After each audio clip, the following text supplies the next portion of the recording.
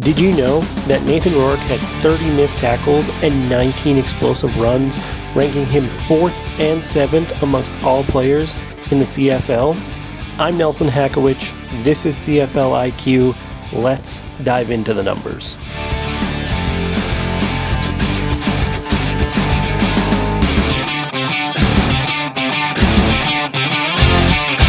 Welcome to CFL IQ. I'm Nelson Hakowich. Today, we are breaking down the 2026 CFL season, looking at every game and every team through strategic and meaningful numbers. I have simulated each game of the season 1 million times to come out with win projections, playoff host chances, player projections, and of course, a Grey Cup matchup. Starting in the West Division with the BC Lions. The model absolutely loves this offense.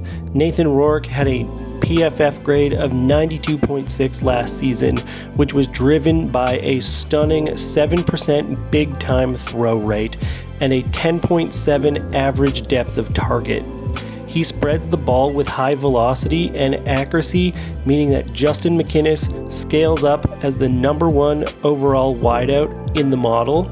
He's projected to have 1,480 receiving yards and 10 receiving touchdowns, while Keon Hatcher vacuums up a massive 23% red zone target share, which will net him 9 projected TDs this season. The real glitch in this BC Lions offense is Nathan Rourke's legs. Last season, he forced 30 missed tackles and had 19 explosive runs, ranking him 4th and 7th amongst all players in the league, including running backs. That dual threat value opens up massive run lanes for James Butler, who projects for 1,160 yards along the ground, while acting as an elite PPR safety valve with 68 projected receptions.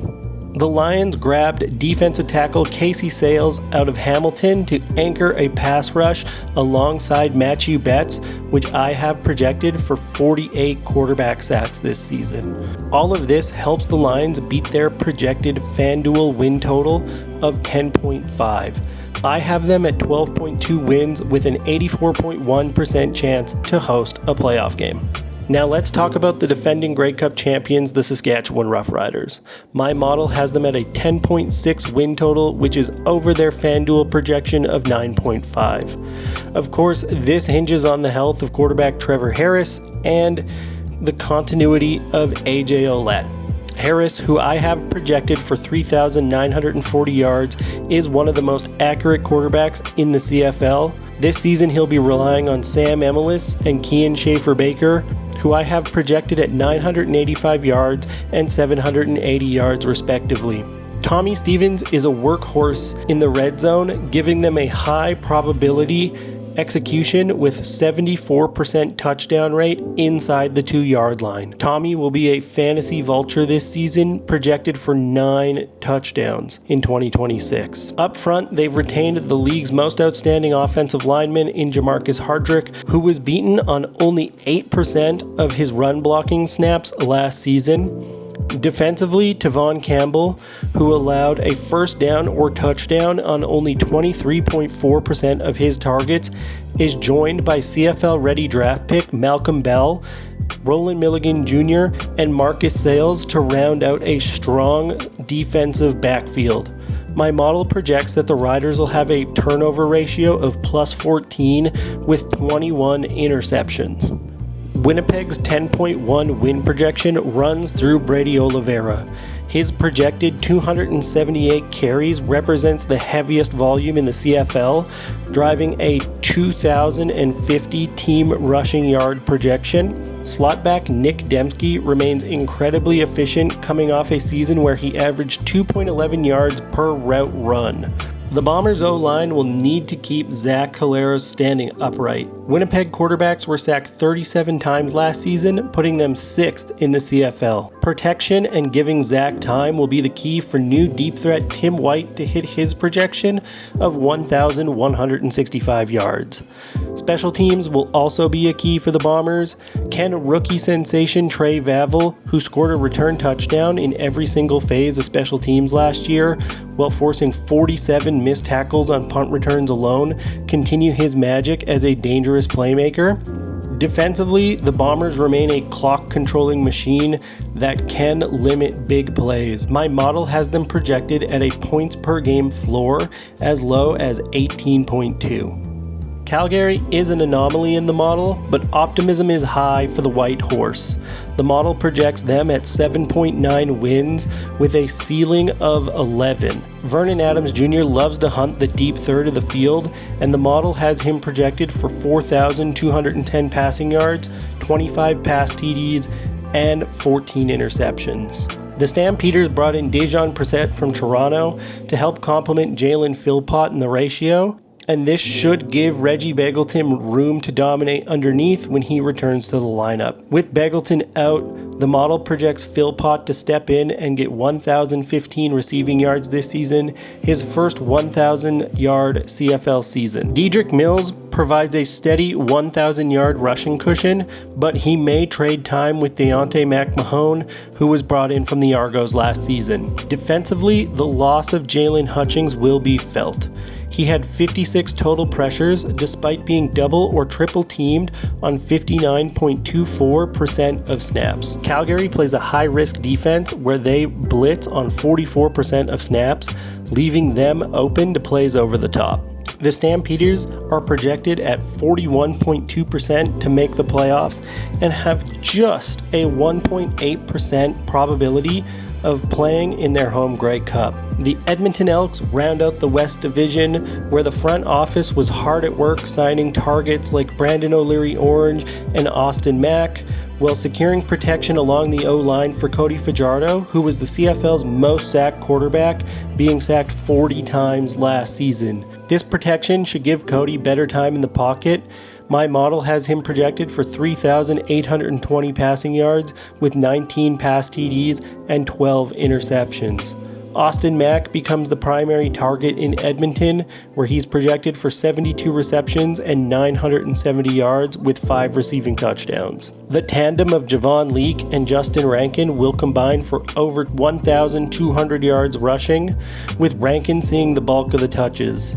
On defense, the model projects the Elks to struggle with spatial coverage in the defensive secondary, meaning the offense will often play from behind, and they should gel mid-season, pushing their win total to 7.1, which is below their FanDuel projected line of 7.5. Moving over to the East, the Montreal Alouettes take the top seed with a projected win total of 11.8. Jason Moss's offense tries to avoid negative game scripts entirely, and it's led by Davis Alexander, who did get nicked up in the preseason, but says he's good to go. He commands a highly target-efficient distribution offense, and with the addition of Alexander Hollins from the Lions and Jareth Stearns, formerly of the Blue Bombers, this will help create even more space for Tyler Snead, who projects out at 65 receptions for 795 yards. Tyson Philpott operates as an absolute PPR engine in fantasy with a 26% target share on intermediate routes, which projects him for 94 receptions and 1,290 receiving yards with 8 touchdowns. Stevie Scott III serves as the physical red zone finisher for the Alouettes.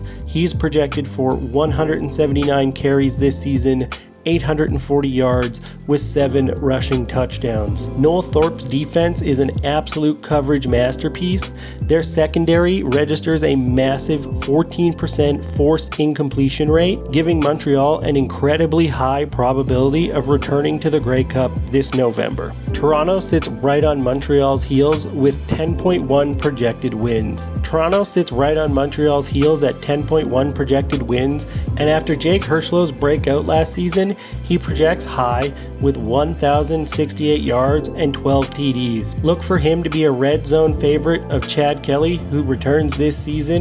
He's projected to have 4,120 passing yards, 24 passing TDs with 13 interceptions. Peyton Logan commands the backfield for the Argos this season. He's projected to have 184 carries with 940 rushing yards and 5 TDs. The Argos defensive line is terrifying. The model projects them to have 52 team sacks this season, and if drives stall, kicker Liam Haralahu should remain clutch after last season where he had 12 field goals from 50 plus yards, and on 6 different occasions he personally outscored his own offense. Only Jose Maltos Dios had more field goals made and points scored last season. The Argos boast a 51% chance of hosting a playoff game this season and a 15% chance we will see them at the Grey Cup. The Hamilton Tiger Cats have come into 2026 where Scott Milanovich has completely reworked the roster, adding Curly Gittens Jr., who projects for 64 receptions, 825 yards, and 4 TDs.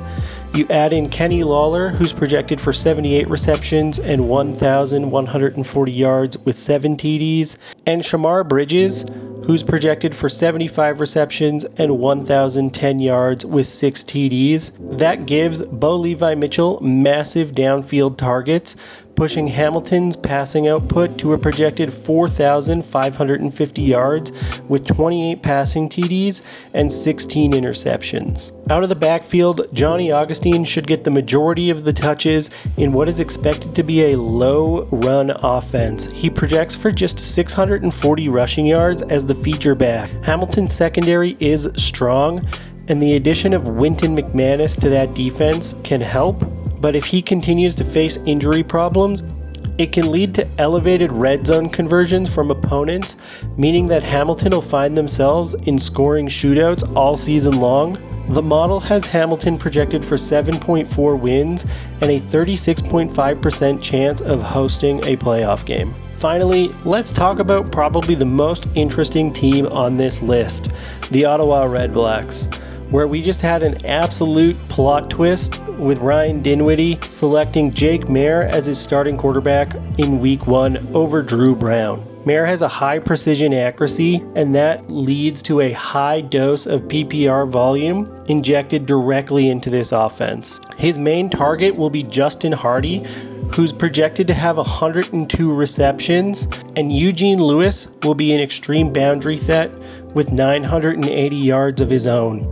Newly signed running back Greg Bell transforms their backfield, delivering a dual threat value with 58 projected receptions and 188 carries for 980 yards and 6 rushing TDs. Ottawa's defensive front usually focuses on containment rather than creating chaotic turnover-worthy plays. However, the offense under Jake Maier is engineered to control the game clock, and the defense should face slightly fewer snaps this season than they did last. The model has the REDBLACKS at 6.4 wins, but with the Dinwiddie effect, we could see them reach 10 wins this season. So who hoists the Grey Cup in Calgary?